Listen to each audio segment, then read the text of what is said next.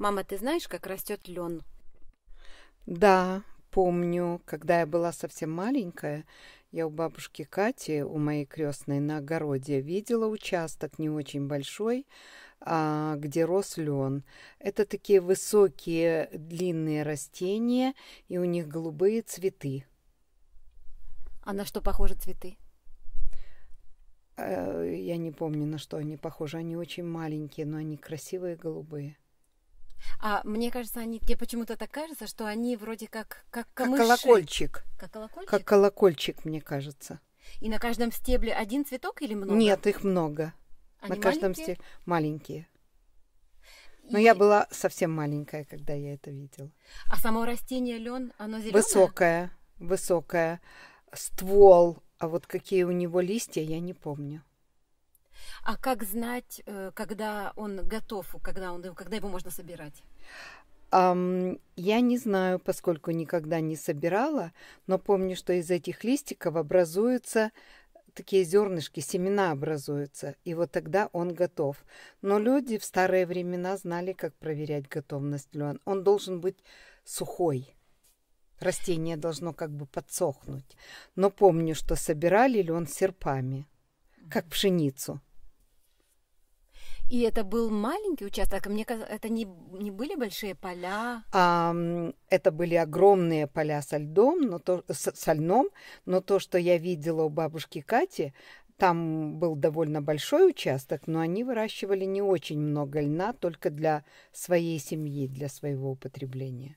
А они выращивали для тканей или потреблять для чего-то другого, кушать? Я не знаю, использовали ли они семена для того, чтобы масло получать, потому что со льна делают масло, но они делали ткань, и они делали полотенца из этой ткани. А как этот лен обрабатывали? Я помню, что после того, как его собирали, его связывали в снопы и ставили, наверное, на просушку, чтобы он еще, хотя растение уже было само довольно сухое, его сушили, а потом раскладывали его, на какой-то поверхности. Это обычно была такая грунтовая поверхность, чем-то покрытая на земле, и били его цепками. Это такие две палки, соединенные цепью. И вот одну держали в рукой, а вторая, которая на цепи держалась, вот этот лен отбивали. И таким образом как бы измельчали эти растения льна, снимая вот эту поверхность. Подожди, включи. Сейчас я вспомню это слово. Не кожа. Значит, снимали, отбивая эти растения, вот эту вот поверхность самого растения, и оставалась только внутренняя часть, которая состояла из таких волокон длиной от 50 до 100 сантиметров.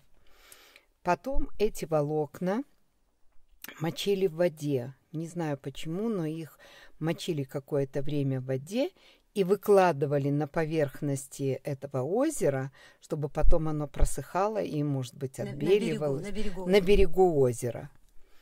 А потом собирали вот эти все растения уже вымоченные и высушенные, из них выбирали волокна, там не одно волокно в каждом растении, их много, отбирали эти волокна, и на специальной машине, которая называлась прялка, делали нитки из этих волокон. И вот эту прялку я тоже помню, она была у бабушки Кати, а потом она долго хранилась у моей мамы. И она тоже использовала ее как прялку, но она уже не использовала ее для льняного волокна. После того, как эти нитки делали, из них уже ткали ткань. И вот в каждой семье практически раньше, в старые времена, был такой ткацкий станок. Из него делали полотно, все это было вручную, натягивались эти нитки, делали полотно, А потом это полотно опять вымачивали и отбеливали, потому что натуральный цвет этого льна серый, от светло-серого до темно-серого. И хотели, чтобы оно было, может, оно мягче становилось во время такой обработки. И отбеливали уже само полотно. И вот это, я помню, очень хорошо, когда выносили огромные рулоны этого полотна и выкладывали, это называлось берег. Это было побережье этого озера домашнего. И вот там выкладывались эти полотна в хорошую погоду, под солнцем. И оно там отбеливалось. Отбеливалось солнцем? Солнцем отбеливалось. Солнцем. Вот его намачивали, по-видимому, процесс замачивания полотна не помню, но помню, как его женщины выстилали, весь этот берег озера был покрыт вот этими полотнами этой ткани. Потом ее уже использовали для приготовления украинской национальной одежды, полотенец. Лен очень широко использовался. А ты знаешь, что твоя мама делала льняную ткань и собирала лен? В детстве, да, она мне об этом говорила, но она никогда подробно об этом не рассказывала. Что ты знаешь вообще о ее детстве? Очень мало я знаю о ее детстве. Она не особенно часто рассказывала. Говорила, что когда были годы голодовки, они все дети собирались вместе, и они ходили по дороге, по которой шли повозки с зерном, и подбирали зернышки и собирали чечевицу.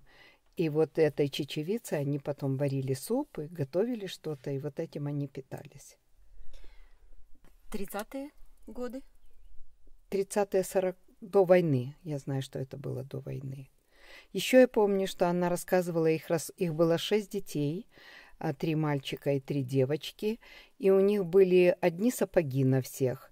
Поэтому в школу могли ходить старшие сначала, а потом младшие, на кого налазили эти сапоги. На кого приходили сапоги, тот и в школу ходил. А по дороге, вот ты говоришь, они собирали чечевицу по дороге, это была железная дорога, это была какая дорога? Нет, это был, называли это по-украински шлях. Это была каменная дорога из Киева в Чернигов, и по ней ходили повозки, где теперь ездят машины. Бабушка умела вышивать? Бабушка очень красиво вышивала и научила этому меня. Очень красиво вышивала крестом, гладью, стежком. У меня до сих пор сохранились вышивки, сделанные мною в детстве под ее руководством. Очень примитивные, но они мне дороги. И у меня сохранилось несколько вышивок маминых, которые она делала. Одну из таких вышивок она сделала специально для меня. Сидела, вышивала уже плохо видя, после того, как я уехала в Соединенные Штаты, и она мне сделала такой подарок. Очень красивая вышивка крестом.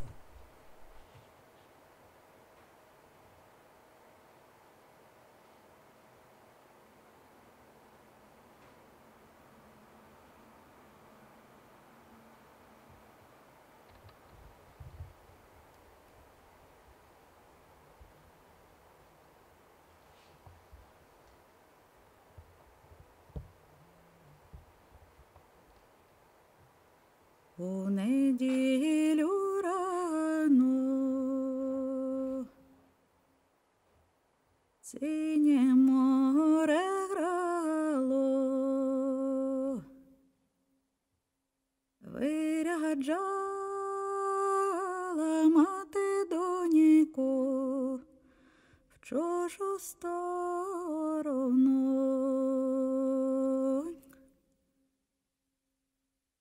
Чужу сторононьку між чужие люди. Ой, хто же тебе, моя доню, жалувати буд? Ой, хто буде бити, той буде жаліти. Мені же в тебе, моя мамико, до віку не жить. лиш тебе, доню, дожидати в гості, як поросте моя мамико, травка й на помость. Росла, росла травика, та й похилилася. Ждала мати в гості дочку, да й зажурилась. Росла, росла травика, стала посихати.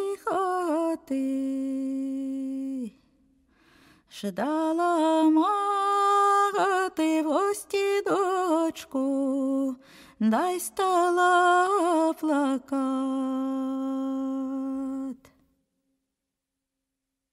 Чи ти, мамко, чула,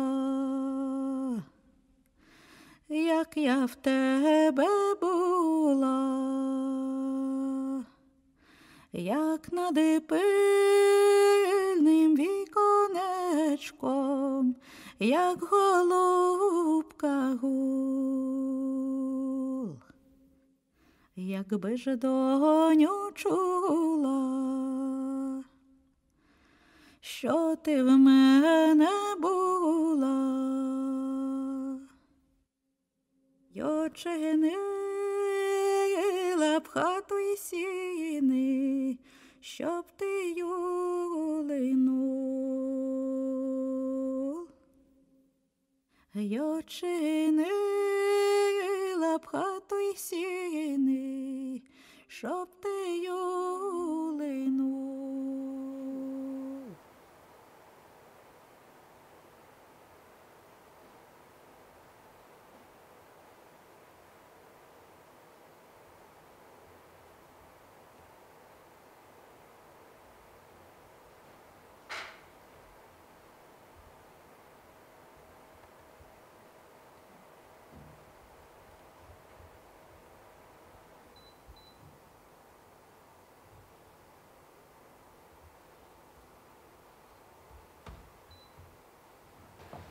Merci beaucoup.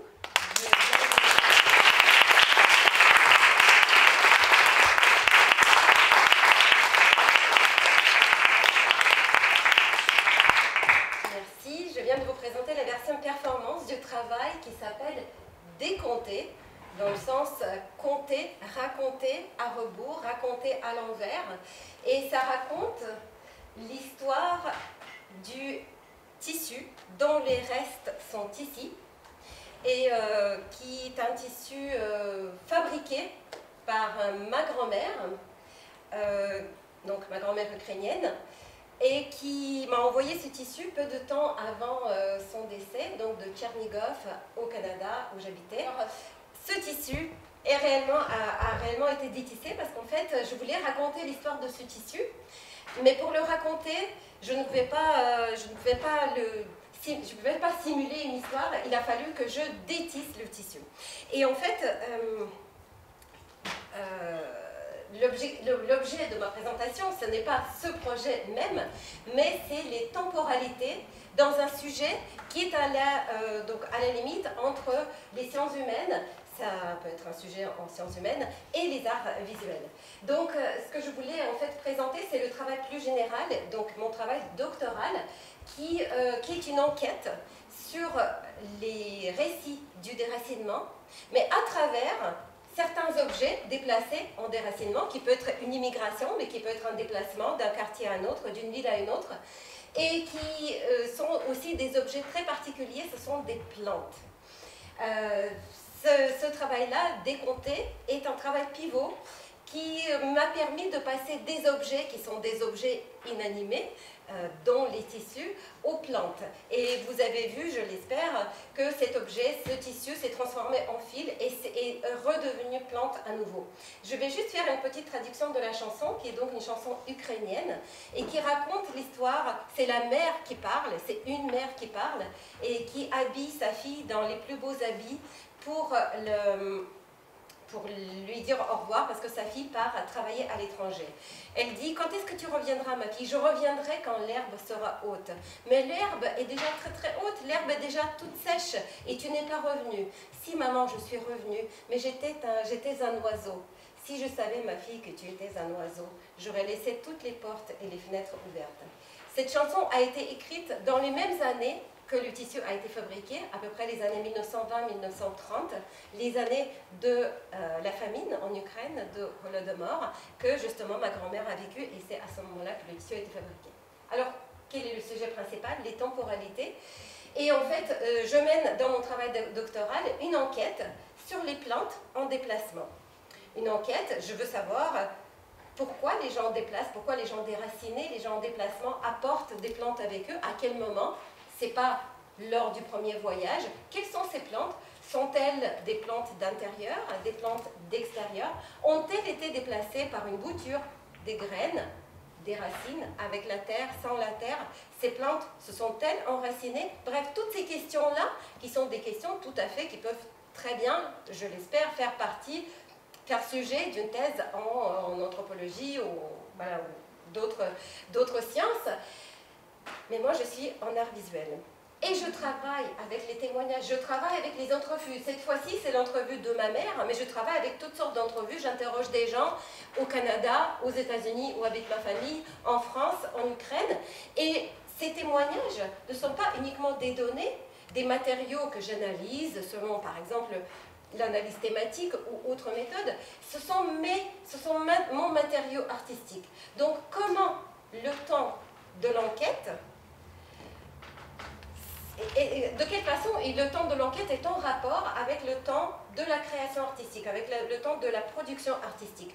Et en fait, dans mon PowerPoint, j'avais fait 3 schémas avec des ovales où il y avait toutes sortes d'étapes, on dirait des œufs Kinder. Je peux juste vous transmettre un peu le goût des œufs Kinder, mais ces temps de l'enquête, de témoignages, de récolte de témoignages et de production artistique, je les ai simplifiés en 3 schémas. La première chose, et ça on le voit quand même souvent, c'est que la production plastique est une façon de reconstituer les résultats d'une recherche éventuellement sociologique, et donc la production artistique est une mise en espace, une œuvre mise en espace d'une enquête sociologique. Ça arrive beaucoup, et on peut voir que en fait, une œuvre, c'est une traduction de l'analyse que dans d'autres sciences on peut faire en texte, artistiquement. Et donc à ce moment-là, le temps entre ces 2 choses, l'enquête et la production artistique, le temps est très séquentiel. Nous avons le questionnement, la récolte des entrevues, analyse de ces entrevues, et puis la production plastique qui traduit d'une certaine façon l'analyse. Dans le cas de cette œuvre-là, cet ordre est inversé. Oui, il y a le questionnement du début. Ensuite, il y a eu la recherche plastique. J'ai détissé ce tissu-là pour, quelque part, je voulais raconter cette histoire, et en détissant, j'ai préparé l'entrevue, puisque les fils que vous voyez, c'est ces fils-là que j'ai apportés à ma mère et que je lui ai demandé de les démêler et de raconter cette histoire. Donc c'est une entrevue qui n'est pas du tout jouée, elle était prise brute et elle n'est pas montée, le son n'est pas monté. Vous voyez, ma mère hésite à un moment donné, donc en fait ce sont vraiment l'entrevue brute accompagnée donc de ses mains et du démêlage des mains. Donc en fait la recherche plastique précède l'enquête et le témoignage, mais encore une fois, même dans cette œuvre-là, c'est à nouveau séquentiel, c'est-à-dire il y a le temps de recherche plastique et puis il y a le temps de l'entrevue.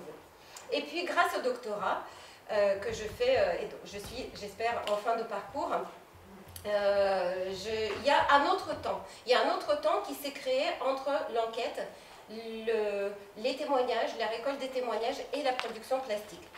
Depuis plusieurs années, je travaille donc sur les témoignages des plantes, déplacé, mais pas en tant que métaphore, pas dans la métaphore du déracinement, mais en tant que vrai objet déplacé.